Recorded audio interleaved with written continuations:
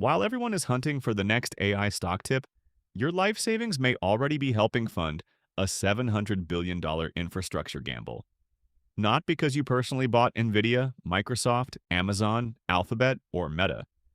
Because exposure to AI stocks is already built into index funds, pension funds, cloud bills, software budgets, phone apps, advertising systems, and maybe soon, power bills. People think AI stocks are about chatbots getting smarter. They are not. They are about who pays for the machines that make chatbots possible. Reuters reported that big tech AI infrastructure spending could exceed $700 billion in 2026. That is the first clue. AI stocks are not just companies with the word AI in a presentation. They are pieces of a money chain. AI demand creates chip orders. Chip orders create data center spending. Data center spending creates cloud capacity. Cloud capacity creates revenue expectations. Revenue expectations create stock valuations. But here is the uncomfortable part. The money is being spent today, the profit is being promised tomorrow, and the winner of the AI race may not be the company everyone is buying today. So this is not a prediction video. This is a plumbing video.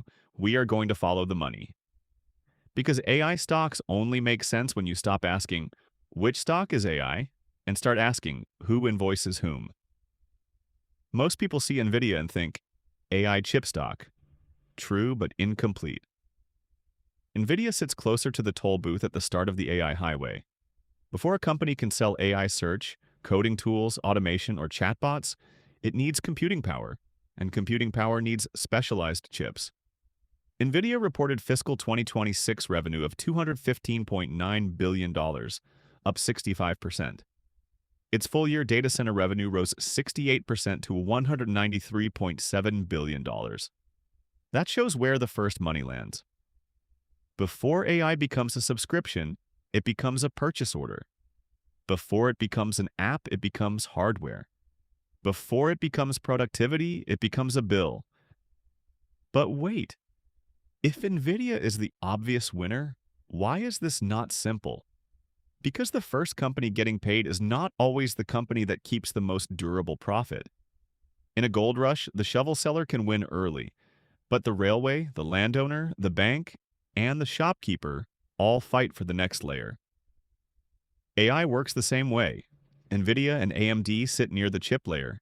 Microsoft, Amazon, Alphabet, and Oracle sit near the cloud layer.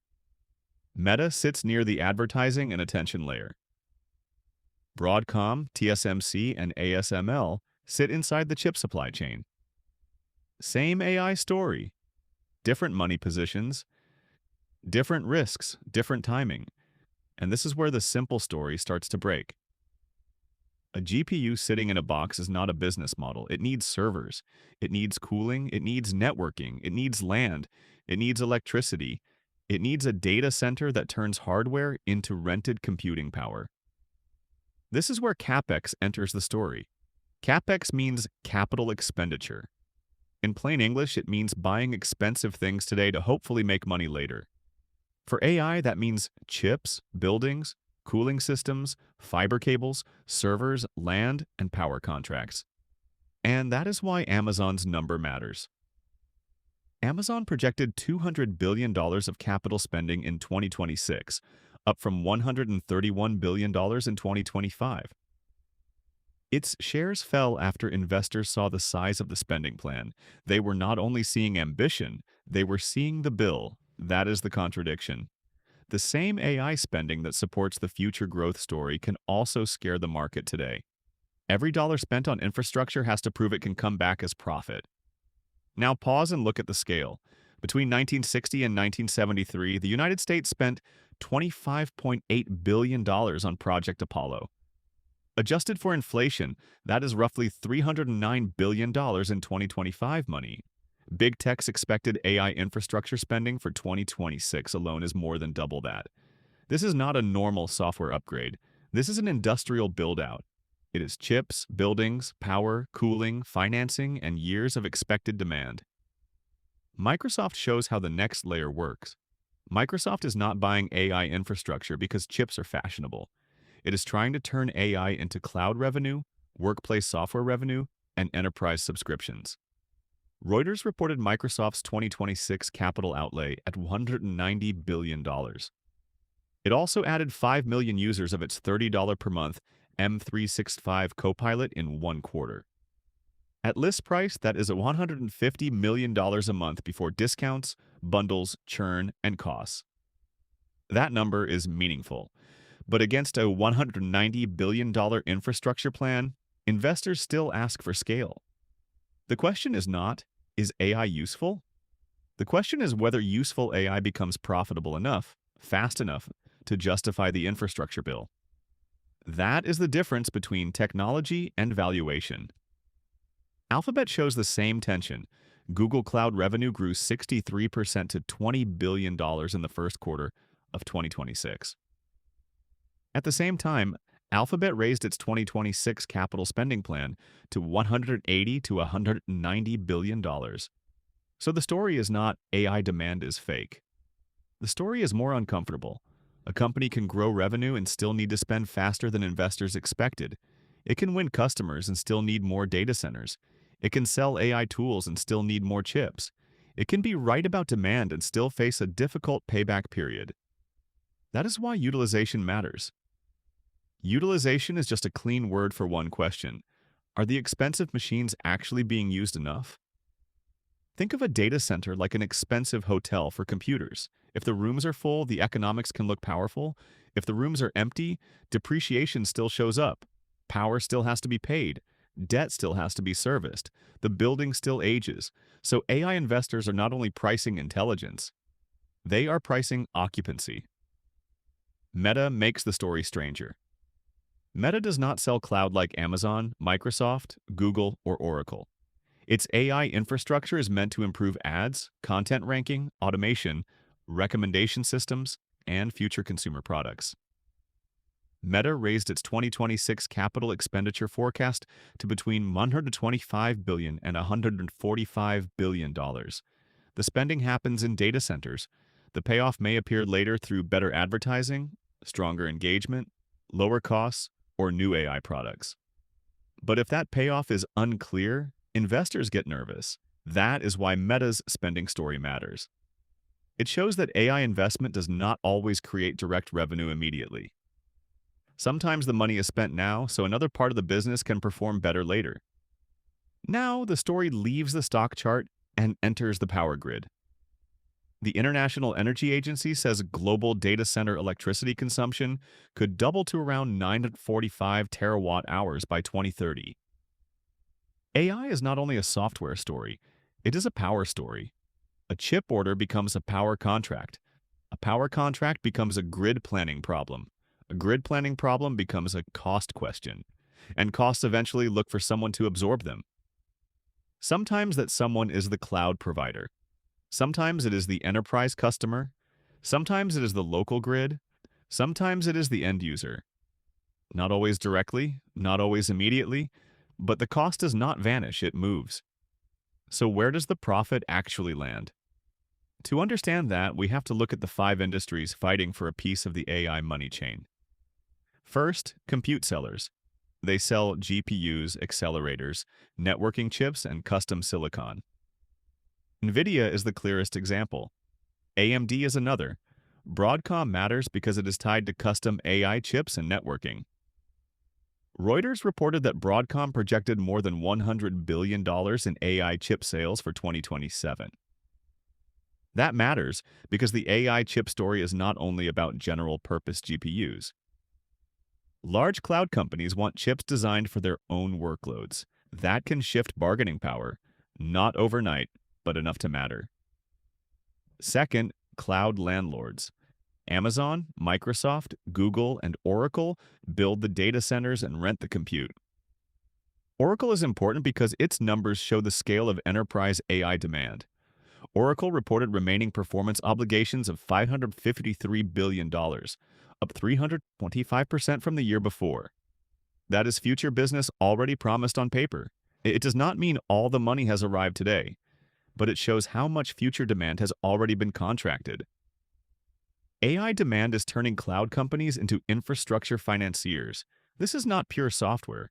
This is software attached to buildings, chips, power, land, and funding plans. Third, chip factories.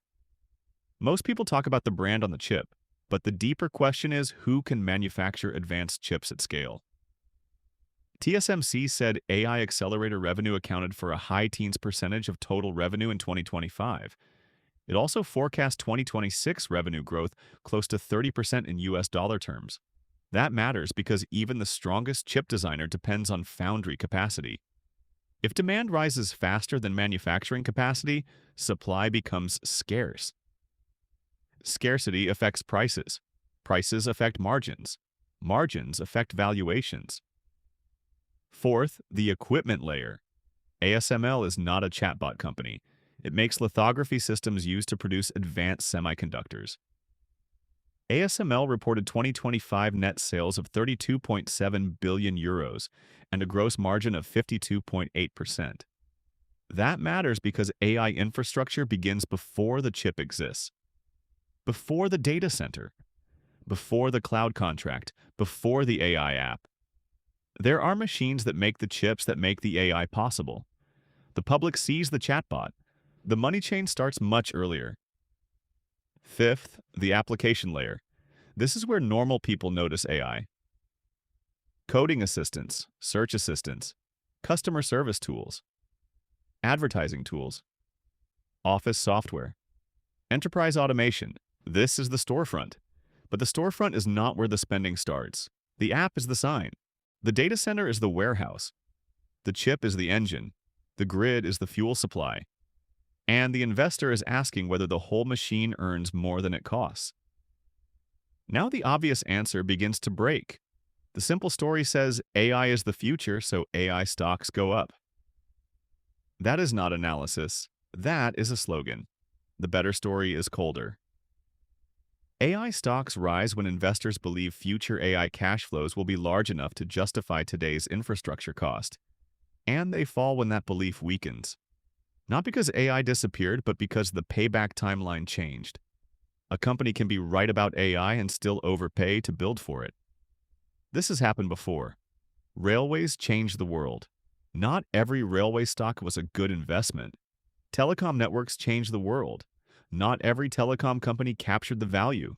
The internet changed the world. Not every dot-com business survived. The technology can be real while the valuation becomes fragile. That is the most important distinction in the entire video. AI usefulness and AI stock returns are not the same thing. One is about productivity. The other is about price, timing, margins, competition, electricity, financing, and expectations. And expectations can become the most expensive part of the chain. When investors value an AI company, they are not only looking at today's sales, they are asking how much future profit the company can capture. Can Nvidia keep high margins if more competitors and custom chips appear? Can Microsoft turn Copilot usage into durable revenue? Can Amazon fill its AI data center capacity fast enough? Can Alphabet protect search while growing cloud? Can Meta turn AI spending into stronger ads and products? Can Oracle convert giant backlog into profitable cloud revenue? Can TSMC and ASML keep benefiting from advanced chip demand? Those are not predictions. They are the questions behind the valuation. And here's the twist most people miss. The first payer is not always the final payer. Amazon pays for chips and data centers, but AWS customers may later pay through cloud bills. Microsoft pays for AI infrastructure, but enterprises may later pay through software subscriptions. Meta pays for compute, but advertisers may later pay for better targeting. Alphabet pays for AI search and cloud capacity, but businesses may later pay through cloud contracts and ad systems. The cost moves through the system until someone accepts it or refuses it. That refusal is important. If customers pay, the AI chain strengthens. If customers hesitate, margins compress. If electricity costs rise, data center economics change. If chips become scarce, suppliers gain power. If chips become abundant, buyers gain power. This is why AI stocks are not one bet. They are a debate over where bargaining power will settle. The chip layer has scarcity. The cloud layer has scale. The software layer has distribution. The power layer has constraints. The investor layer has expectations. Each layer can make money. Each layer can also disappoint, and that is why without the hype matters. Hype says AI is magic. Finance asks who invoices whom. Hype says the future is obvious. Finance asks what price has already been paid for that future. Hype says every AI company benefits. Finance asks who has pricing power, who has cost pressure, and who is simply funding someone else's revenue. Now, rebuild the money chain one last time. A company wants to build AI features. It rents cloud capacity from Microsoft, Amazon, Google, or Oracle. Those cloud companies buy chips from Nvidia, AMD, Broadcom, or custom suppliers. Those chips rely on manufacturing from companies like TSMC. That manufacturing relies on equipment from companies like ASML. The data center needs land, power, cooling, networking, and financing. Then investors value every company in the chain based on how much profit they think will survive after all those costs. That is AI stocks explained without the hype. Not one stock, not one winner, not one prediction. A money chain, a cost chain, an expectation chain, and sometimes a disappointment chain. If this money mechanism still leaves some question in your mind, drop it below. The best one may become the next Money Explained breakdown. The quiet truth is that AI may change the economy, but the stock market is not pricing change alone. It is pricing who pays, who gets paid, and who is left holding the bill.